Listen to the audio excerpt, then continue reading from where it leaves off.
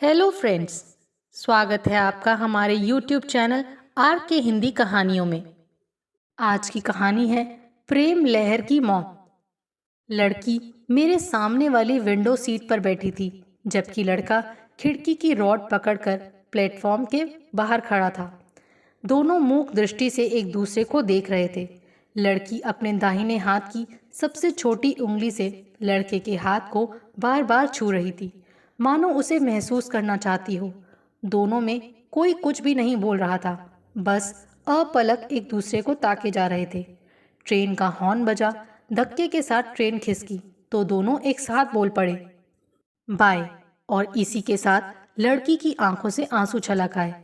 Take care, संभल कर जाना, लड़के ने कहा। लड़की ने सिर्फ हाँ में सिर हिला दिया। आंखों से ओझल होने तक दोनों की नजरें एक दूसरे पर ही टिकी रहीं। जहां तक दिखाई देता रहा, दोनों एक दूसरे को देखते रहे। ना चाहते हुए भी मैं उन दोनों के व्यक्तिगत पलों को अनचाहा साझेदार बनकर देखता रहा। लड़की अभी भी खिड़की से बाहर की ओर ही ताक रही थी। मैं अनुभव कर रहा था कि वो आंखों के कोनों में उतर आए आंसुओं को रोकने का निरर्थक प्रयास कर रही है। मुझसे रहा नहीं गया। मैंने बैग से पानी की बोतल निकालकर उसकी ओर बढ़ाई। उसने इनकार में सिर हिलाते हुए धीरे से थैंक्स कहा। इसके बाद वक्त गुजारने के लिए मैं मोबाइल में मन लगाने की कोशिश करने लगा। पता नहीं क्यों उस समय मोबाइल की अपेक्षा सामने बैठी लड़की ज्यादा आकर्षित कर रही थी। मोबाइल मेरे हाथ में था, पर ना तो फेसबुक खोलने का मन हो रहा था, ना किसी दोस्त से चैट करने में मन लगा। मेरा पूरा ध्यान उस लड़की पर था। खिड़की से आने वाली हवा की वजह से उसके बालों की लटें उसके गालों को चूम रही थी। वो बहुत सुंदर या अप्सरा जैसा सम्मोहन रखने वाली तो नहीं थी, फिर भी उसमें ऐसा तो कुछ था कि उस पर से नजर हटाने का मन नहीं हो रहा था। आंखों में दर्द लिए मध्यम कद काठी की वो लड़की सादगी भरे हल्के गुलाबी और आसमानी सलवार सूट में बहुत सुंदर लग रही थी। उसने अपने एक हाथ में खिड़की पर टिकट रखा था और दूसरे हाथ की उंगली में अपने लंबे काले घुंघराले बालों को अंगूठी की तरह ऐसे लपेट और छोड़ रही थी, जैसे मन की किसी गुत्थी को सुलझाने का प्रयास कर रही हो। कोई जान पहचान होने के बावजूद लग रहा था जैसे वो मेरी अच्छी परिचित हो। शायद इसीलिए मुझसे रहा नहीं गया और मैंने उससे पूछ लिया, लगता है आपने अपने किसी बहुत करीबी को खोया है। कोई अप्रिय घटना घटी है क्या आपके साथ?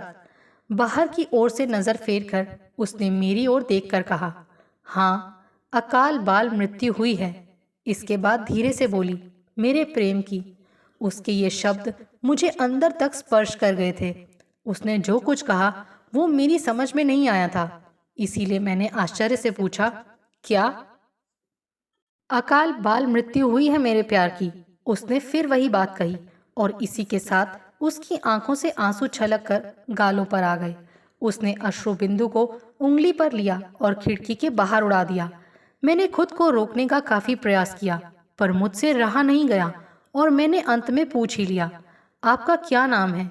उसने मेरी ओर देखकर बेफिक्री से कहा, क्या करेंगे मेरा नाम जानकर?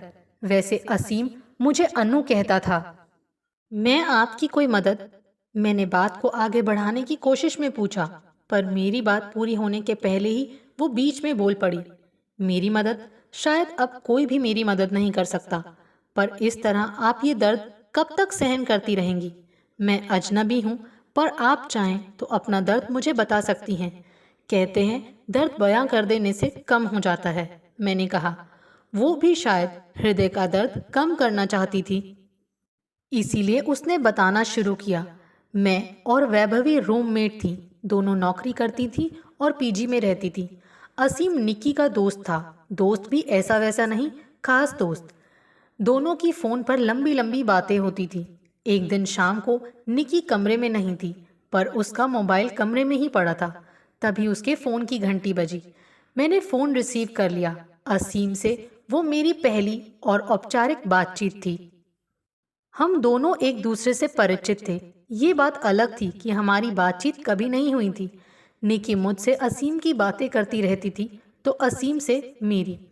इस तरह हम दोनों एक दूसरे से परिचित तो थे ही। यही वजह थी कि पहली बातचीत में ही हम घुल मिल गए थे। हम दोनों ने मोबाइल नंबर भी शेयर कर लिए थे। इसके बाद फ़ोन पर बातचीत और मैसेजेस का सिलसिला चल निकला था। ऑफिस की, घर की, दोस्ती की, पसंद नापसंद, फिल्में, हॉबी, हमारी बातें शुरू होती तो खत्म ही नहीं होती थी। मुझे लिखने का शौक था और असीम को पढ़ने का शौक। मैं कविता या कहानी कुछ भी लिखती, असीम को अवश्य सुनाती और उससे चर्चा करती। हम लगभग सभी बातें शेयर करते। हमारी मित्रता में औरत या मर्द का बंधन कभी आड़े नहीं आया। इस तरह हम कब आप से तुम पर आ गए और कब एक दूसरे के प्रेम में डूब गए, पता ही नहीं चला।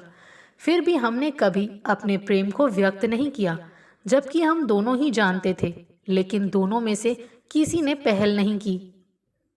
शायद ज़रूरत ही महसूस नहीं हुई, या फिर दोनों में से कोई हिम्मत नहीं कर सका। हम दोनों के इस प्यार की मूक साक्षी थी निकी, पर पता नहीं क्यों उसने भी हमारे प्रेम को एक दूसरे के सामने व्यक्त नहीं किया। तुम और असीम कभी नहीं मिले? मैंने अनु को रोक कर पूछा। नहीं, कभी ज़रूरत ही महसूस नहीं हुई, उसने कहा। तुम लोगों की मिलने की इच्छा भी नहीं हुई? एक दूसरे को देखने का भी मन नहीं हुआ? मैंने पूछा। क्यों नहीं हुआ? इच्छा तो होती ही है, लेकिन आधुनिक टेक्नोलॉजी थी ना जोड़े रखने के लिए। हम हर रविवार को वीडियो चैट करते थे। ये तो मिलने जैसा ही था। आज हमारी पहली और अंतिम रूबरू मुलाकात थी, कहकर वो सहज हंस ही पड़ी थी। जब तुम दोनों के बीच इतनी अच्छी ट्यूनिंग थी, तो फिर इसमें तुम दोनों के अलग होने की बात कहाँ से आ गई? मैंने पूछा। उसने अपनी बात आगे बढ़ाई। हम दोनों का एक दूसरे के प्रति प्रेम चरम पर था। अब तक असीम मुझे मुझसे ज़्यादा जानने, पहचानने और समझने लगा था। मेरी छोटी से छोटी तकलीफ को बिना बताए ही जान जाता था। कई बार छोटी छोटी बात में मेरा मूड ऑफ हो जाता था, पर मुझे मनाने में उसका जवाब नहीं था। मुझे हंसा कर ही रहता था।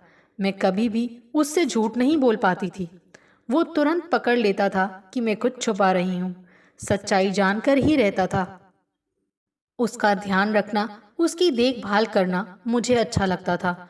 उसकी मीटिंग हो या उसे कहीं बाहर जाना हो, मैं उसे सभी चीज़ों की याद दिलाती। उसके खाने, सोने और उठने, लगभग सभी बातों का मैं ख्याल रखती थी। सब कुछ ठीक चल रहा था कि एक दिन निकी ने मुझसे कहा, अनु, असीम और तुम पिछले 4 महीने से एक दूसरे को जानते हो, और जहाँ तक मैं समझा हूँ 3 महीने से तुम दोनों एक दूसरे से प्रेम करते हो। इस बीच असीम ने तुमसे कभी प्रियम के बारे में कोई बात की? प्रियम? प्रियम कौन है? सॉरी टू से यू, बट मुझे लगा कि तुम्हें प्रियम के बारे में पता नहीं है। अगर पता होता तो तुम इस संबंध में इतना आगे नहीं बढ़ती, निकी ने कहा। यार निकी प्लीज, अब तू इस तरह पहेली मत बुझा। जो भी बात है सीधे सीधे बता दे। कौन है ये प्रियम और असीम से उसका क्या संबंध है? मैंने झल्लाकर कहा। अनु, असीम और प्रियम ने एक साथ एमबीए किया था और पिछले 4 सालों से दोनों एक साथ प्रणय फॉग खेल रहे हैं। 6 महीने पहले प्रियम फ्यूचर स्टडीज के लिए यूएसए चली गई है। निकी, इतने दिनों तक तुमने मुझसे ये बात क्यों छुपाए रखी? तुम्हें पहले ही बता देना चाहिए था।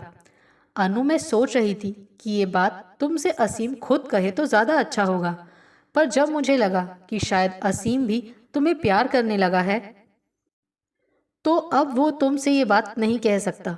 तब मुझे ये बात कहनी पड़ी।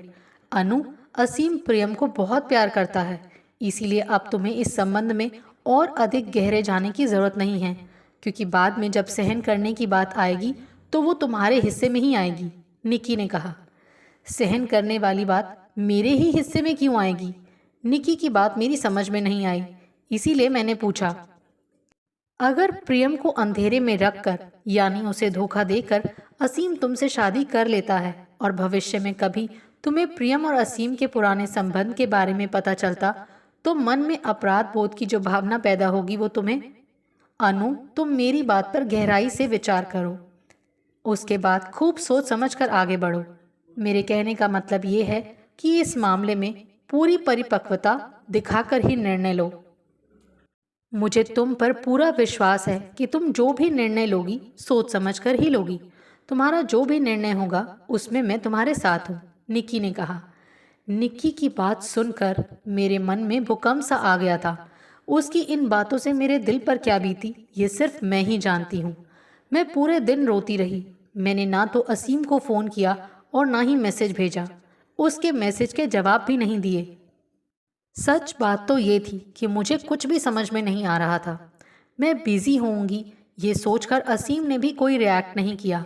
पर शाम को जब उसने फ़ोन किया तो मेरी बातों से ही उसे लग गया कि कुछ गड़बड़ है। तब उसने पूछा, अनु बात क्या है? आज तुम्हारी आवाज़ अलग क्यों लग रही है? ऐसा लगता है आज तुम खूब रोई हो। शायद अभी भी रो रही हो। नहीं, ऐसी कोई बात नहीं है, मैंने कहा। पर असीम कहाँ मानने वाला था। उसने कहा, अनु तुम्हें तो पता है कि तुम मेरे सामने झूठ नहीं बोल पाती, इसीलिए बेकार की कोशिश मत करो। सच सच बताओ क्या बात है। तुम्हें मेरी कसम बताओ, तुम डिस्टर्ब क्यों हो? ऑफिस में कुछ हुआ है? किसी ने कुछ कहा है? Please Anu, I am worried यार। मैं आज ऑफिस गई ही नहीं थी। मैंने कहा, क्यों? जब तुम ऑफिस नहीं गई तो फोन क्यों नहीं किया? मैसेज करने की कौन कहे, जवाब भी नहीं दिया। क्यों अनु? असीम को मेरी बात पर आश्चर्य हुआ। असीम, ये प्रियम कौन है? मैंने असीम से सीधे पूछा। मेरे इस सवाल पर पहले वो थोड़ा हिचकिचाया, फिर बोला, ओह तो ये बात है। आखिर निक्की ने बता ही दिया। हाँ, उसी ने बताया है मुझे, मैंने बेरुखी से कहा। पिछले 4 महीनों में तुमने कभी भी नहीं बताया। तुम्हें कभी नहीं लगा कि तुम्हें प्रियम के बारे में मुझे बताना चाहिए? लगा था मुझे, कई बार लगा था। कई बार सोचा भी कि तुमसे प्रियम के बारे में बता दूं, पर जुबान ही नहीं खुलती थी। ऐसा क्यों? Because because I love you Anu, and I know that you also love me. इसी बात से डर लग रहा था कि प्रियम के बारे में पता चलने पर कहीं तुम्हें खो ना दूं। असीम की बात सुनकर मैं फफक कर रो पड़ी।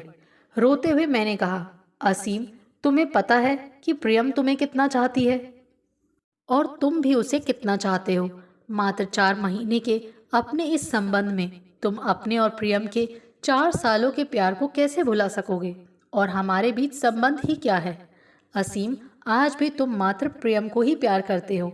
जितना पहले करते थे उतना ही, शायद उससे भी ज़्यादा। वो अभी तुम्हारे पास यानी तुम्हारे साथ नहीं है। तुम उसे खूब मिस कर रहे हो। ऐसे में मेरे प्रेम की वजह से तुम्हें ऐसा लगता है कि तुम भी मुझे प्रेम करते हो, जबकि सच्चाई ये है कि तुमने मुझे कभी प्रेम किया ही नहीं। तुम मुझ में प्रेम को खोजते हो, मेरा तुम्हारा केयर करना, तुम्हारी छोटी छोटी बातों का ध्यान रखना। तुम्हें लगता है कि तुम्हारे लिए ये सब प्रेम कर रही है। तुम्हें ऐसा लगा, इसीलिए तुम मेरे प्रति आकर्षित हुए। But it's not love. Asim, you not love me. पर अनु, तुम, मैं, yes of course I love you so much. तो क्या ये काफ़ी नहीं है? नहीं असीम, ये काफ़ी नहीं है। प्रियम और तुम एक दूसरे को बहुत प्यार करते हो। हाँ, ये बात भी सच है कि मैं भी तुम्हें बहुत प्यार करती हूँ, पर मैं इतनी स्वार्थी नहीं हूँ कि अपने प्यार के लिए प्रियम के साथ धोखा करूँ या धोखा होने दूँ। नहीं असीम, मैं अपने सपनों का महल प्रियम की हाय पर नहीं खड़ा करना चाहती। इसीलिए मैंने तय किया कि मैं यहाँ से दूर चली जाऊंगी, तुम सब से बहुत दूर।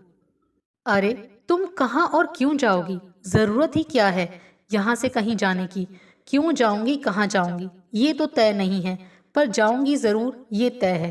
Please Anu, don't do this to me. मैं तुम्हारे बिना नहीं रह सकता। असीम, मैं भी तुमसे यही कहती हूँ, डोंट डू दिस टू प्रियम। मात्र 4 महीने के प्रेम के लिए तुम 4 साल के प्रियम के प्रेम को कैसे भुला सकते हो? उसके प्रेम की कुर्बानी मत लो असीम। अनु, तुमने जो निर्णय लिया है बहुत सही लिया है, निक्की ने कहा। निक्की के गले लगकर मैं खूब रोई। उसने भी मुझे रोने दिया। रोने से दिल तो हल्का हो गया। उस रात मैंने कुछ नहीं खाया। निक्की ने मुझे बहुत समझाया, पर कौर गले के नीचे नहीं उतरा। मैं सो गई। सुबह उठी तो काफ़ी ठीक थी। फ्रेश होकर मैं ऑफिस गई। मैंने व्यक्तिगत कारणों से नौकरी छोड़ने की बात लिखकर 1 महीने का नोटिस देकर नौकरी से इस्तीफा दे दिया। बॉस और सहकर्मियों ने पूछा कि बात क्या है, बताओ तो सही, सब मिलकर उसका हल निकालेंगे। पर मैं अपने निर्णय पर अडिग रही। उसके बाद मैं कैसे जी रही हूँ मैं ही जानती हूँ। जीवन जैसे यंत्रवत हो गया। हंसना बोलना तो जैसे भूल ही गई हूँ। कलेजा अंदर ही अंदर फटता है। मेरी व्यथा या तो मैं जानती हूँ या फिर निकी। हाँ, कुछ हद तक असीम भी। किसी तरह 20 दिन बीत गए। इस बीच मैंने ना तो असीम को फ़ोन किया और ना ही मैसेज। उसके फ़ोन भी आ रहे थे और मैसेज भी, पर मैंने ना फ़ोन उठा रही थी और ना मैसेज के जवाब दे रही थी। मैं जानती थी कि उसकी भी मेरे जैसी ही व्यथा है। इसीलिए मैंने निकी से कहा कि वो उसके कांटेक्ट में रहे। मेरे साथ तो निकी थी, लेकिन वो तो एकदम अकेला था। एक दिन उसने निकी से बहुत रिक्वेस्ट की, तो निकी ने मुझसे कहा कि असीम से बात तो कर लो। मैंने बात की तो असीम ने कहा, अनु, मैंने जब गंभीरता से विचार किया तो तुम्हारी बात सच निकली। सचमुच मैं आज भी प्रियम को उतना ही प्यार करता हूँ। उसकी कमी मुझे खूब खलती है। पर अनु, हमने इतना समय साथ बिताया, तुम मुझसे काफ़ी जुड़ गई थी। मुझे तुम्हारी बहुत चिंता हो रही है। It's okay Asim, I am fine. तुम मेरी ज़रा भी चिंता मत करो। मैं इतनी डरपोक या कमज़ोर नहीं कि खुद को किसी तरह का नुकसान पहुंचाऊं या आत्महत्या जैसी कायराना हरकत के बारे में सोचूं। असीम, मुझे मरना नहीं, जीना है तुम्हारे प्रेम में, और मैं जीऊंगी भी। मैं जानती हूँ कि ऐसी स्थिति में मरना बहुत आसान है, जीना बहुत मुश्किल। पर तुम्हारी चाहत और प्रेम को मैंने अपने हृदय में संभाल कर रखा है। मैं भले ही तुम्हारा प्रेम नहीं पा सकी, पर मात्र तुम्हें प्रेम करती हूँ और इसी प्रेम के साथ जी सकती हूँ, कहकर मैंने फ़ोन काट दिया। नोटिस के दौरान मैंने अपने लिए दूसरे शहर में नौकरी तलाश ली थी। रहने के लिए जगह की भी व्यवस्था कर ली थी। 2 दिन पहले असीम का फ़ोन फिर आया। उसने मुझसे मिलने की इच्छा प्रकट की। मैं मना नहीं कर सकी। मैंने कहा कि हम स्टेशन पर मिलेंगे। उसकी ट्रेन 10:30 बजे आती थी और मेरी ट्रेन 12:30 बजे की थी। हमारे पास 2 घंटे का समय था। अंतिम मुलाकात के लिए इतना समय पर्याप्त था। अन्नू ये बातें कर रही थी, तभी न जाने क्यों मुझे लगा कि मैं उसके प्रेम, उसकी संवेदनशीलता की ओर आकर्षित होने लगा हूँ। शायद उसे प्रेम करने लगा हूँ। पर उस समय चुपचाप उसकी बातें सुनने के अलावा मैं कुछ नहीं कर सकता था। मेरा मूक श्रोता बने रहना ही उचित था। मैं सिर्फ उसकी बातें सुनता रहा। उसने अपनी और असीम की अंतिम मुलाकात की बातें बतानी शुरू की। असीम की ट्रेन 15 मिनट लेट थी, इसीलिए उसकी ट्रेन 11:45 बजे आई। मैं अपना सामान लेकर निक्की के साथ 10 बजे ही स्टेशन पर पहुंच गई थी। असीम आया, मैंने उससे हाथ मिलाया। हम स्टेशन के सामने वाले रेस्टोरेंट में कोने की मेज पर आमने सामने बैठे। सुबह का समय था, इसीलिए ज़्यादा चहल पहल नहीं थी। हम दोनों की स्थिति ऐसी थी कि दोनों एक शब्द भी नहीं बोल पा रहे थे। फिर भी बात शुरू हुई। उसने मेरा हाथ हल्के से हथेली में लेकर कहा, अनु, आई एम वेरी सॉरी। मेरी वजह से तुम्हें ये तकलीफ सहन करनी पड़ रही है। प्लीज़ असीम, डू नॉट से सॉरी। मेरे नसीब में तुम्हारा बस इतना ही प्यार था। और हाँ, हमने साथ बिताए समय के दौरान अगर कभी तुम्हें मेरे लिए, मात्र मेरे लिए सहज भी प्रेम महसूस हुआ हो, तो उसी प्रेम की कसम तुम कभी भी मेरे लिए गिल्टी कॉन्सेंस फील मत करना। प्रियम को खूब प्रेम करना। प्रियम को खुश होते देख समझना मैं खुश हो रही हूँ। मुझे पूरा विश्वास है कि तुम मेरी कसम नहीं तोड़ोगे। अब एक बढ़िया सी स्माइल कर दो। असीम ने तो स्माइल कर दी, पर मेरी आंखों से आंसू टपक पड़े। आंसू गिरते देख उसने कहा, प्लीज अनु, रोना मत। नहीं, मैं बिल्कुल नहीं रोऊंगी, मैंने कहा। तुम्हें तो पता है अनु, तुम मेरे सामने बिल्कुल झूठ नहीं बोल सकती, तो फिर क्यों बेकार की कोशिश कर रही हो? मैं तुम्हें अच्छी तरह से जानता हूँ अनु। मुझे पता है कि तुम रोओगी, खूब रोओगी, और मुझे ये हर्ट करेगा, जबकि मैं नहीं चाहता कि तुम मेरी वजह से रो, जी जलाओ। तभी निकी का फ़ोन आ गया कि ट्रेन के आने का अनाउंसमेंट हो गया है। हम दोनों एक दूसरे को देखते रहे। थोड़ी देर तक हमारे बीच मौन छाया रहा। अचानक असीम ने पूछा, अनु, तुम कम से कम ये तो बता दो कि तुम जा कहाँ रही हो। नहीं, अब मैं कुछ नहीं बताऊंगी। मेरा ये मोबाइल नंबर भी कल सुबह से बंद हो जाएगा। जहाँ भी जाऊंगी नया नंबर ले लूंगी। अब अंत में सिर्फ इतना ही कहूंगी कि तुम खुश रहना, सुखी रहना, और प्रियम को भी खुश और सुखी रखना। उसे खूब प्रेम करना और हमारी मुलाकात को एक सुंदर सपना समझकर भूल जाना। इसके बाद हम स्टेशन पर आ गए। हमारे स्टेशन आते आते ट्रेन भी आ गई। उसके बाद जो हुआ उसे आपने देखा ही है। कहकर अनु चुप हो गई। मैं मन ही मन अनु के प्रेम, उसकी संवेदनशीलता, उसकी समर्पण भावना को सलाम करते हुए सोच रहा था कि काश इसी तरह प्रेम करने वाली सुंदर लड़की मुझे भी मिल जाती तो मेरे लिए स्वर्ग इसी धरती पर उतर आता। सच बात तो यही थी कि अनु से मुझे प्यार हो गया था। मन कर रहा था क्यों ना मैं उसे अपने दिल की बात कहकर देखूं। मैं मन की बात कहने का विचार कर ही रहा था कि उसने एक ऐसी बात कह दी जिससे मेरे मन में जो प्रेम पैदा हुआ था उसकी अकाल मौत हो गई थी। एक तरह से मेरा प्रेम पैदा होते ही मर गया था। उसने मुस्कुराते हुए कहा, मैं ये नौकरी छोड़ने की जो बात कर रही हूँ ये सब नाटक है। मैंने ना तो नौकरी छोड़ी है और ना ये शहर छोड़कर जा रही हूँ। क्या? मैं एकदम से चौंका। आपने ये नाटक क्यों किया? आपने इतना बड़ा झूठ क्यों बोला? क्योंकि असीम और निक्की ने सलाह करके प्रियम नाम के झूठे कैरेक्टर को खड़ा करके मेरे साथ नाटक किया। शायद उन्हें पता नहीं कि मैं उन दोनों से बड़ी नाटकबाज हूँ। अगर असीम मेरे बारे में सब जानता है तो मैं भी बेवकूफ़ नहीं हूँ कि उसके बारे में सब कुछ नहीं जानती। मैं उससे प्रेम करने लगी थी तो उसके बारे में एक एक चीज का पता लगाकर ही प्रेम किया था। जिस दिन निकी ने मेरे सामने प्रियम का नाम लेकर मुझे चिढ़ाने और परेशान करने के लिए नाटक शुरू किया, उसी के अगले दिन ही मैंने सच्चाई का पता लगा लिया था। क्योंकि मुझे तुरंत शक हो गया था। कैसे? मैंने पूछा। क्योंकि अगर प्रियम से असीम का प्यार चल रहा होता तो निकी इतने दिनों तक इंतजार न करती। क्योंकि उसे मेरे और असीम के प्रेम संबंध की एक एक बात पता थी। अगर असीम के जीवन में कोई प्रियम होती तो वो मुझे पहले ही बताकर असीम के साथ इतना आगे ना बढ़ने देती। अगले दिन मुझे इसका सबूत भी मिल गया। निक्की सुबह नहा रही थी कि उसका मोबाइल मेरे हाथ लग गया। उसमें कुछ मैसेज थे जिससे मेरा शक यकीन में बदल गया। बस फिर मैंने भी नाटक शुरू कर दिया। मैंने ऐसा नाटक किया कि उन्हें लगा मैं सचमुच बहुत दुखी हूँ।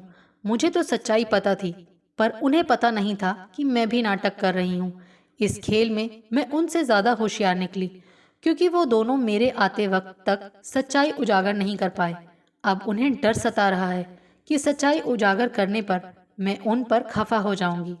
मैंने अनु को बीच में रोककर पूछा, इसका मतलब आपने नौकरी छोड़ी नहीं है? सिर्फ उन लोगों से कहा कि नौकरी छोड़कर जा रही हूँ। पागल हूँ जो नौकरी छोड़ देती। केवल एक सप्ताह की छुट्टी लेकर घर जा रही हूँ। घर पहुंचकर फ़ोन का सिम निकाल दूंगी। ऑफिस वालों को दूसरा नंबर दे आई हूँ। असीम मुझे परेशान करना चाहता था। बदले में मैंने उसे सबक सिखाया। मैं उसे इतना प्यार करती हूँ कि उसके बिना जी ही नहीं सकती। अगर सचमुच में प्रियम होती तो मैं आपको अपनी ये कहानी बताने के लिए ना होती। किसी मानसिक रोगी अस्पताल में अपना इलाज करा रही होती। सलाम है आपके प्रेम को। जब लौट कर आओगी तो। मेरी बात बीच में ही काटकर अनु ने कहा, यही तो सरप्राइज होगा असीम के लिए। अनु के बारे में सोचते हुए कब आंख लग गई मुझे पता ही नहीं चला। मुझे असीम से ईर्ष्या हो रही थी। ट्रेन स्टेशन पर रुकी तो मेरी आंख खुली। पता चला ट्रेन कानपुर में खड़ी थी। अनु खड़ी हुई, अपना बैग और पर्स लिया और उतरकर निकास गेट की ओर बढ़ गई। वो जैसे जैसे दूर जा रही थी मैं यही सोच रहा था, काश सचमुच प्रियम होती तो आज मेरे प्यार की अकाल बाल मौत ना होती। आपको हमारी ये कहानी कैसी लगी प्लीज़ कमेंट करके ज़रूर बताइए। अगर आप इस चैनल पर नए हैं तो इसे सब्सक्राइब करें और शेयर करें। Thank you.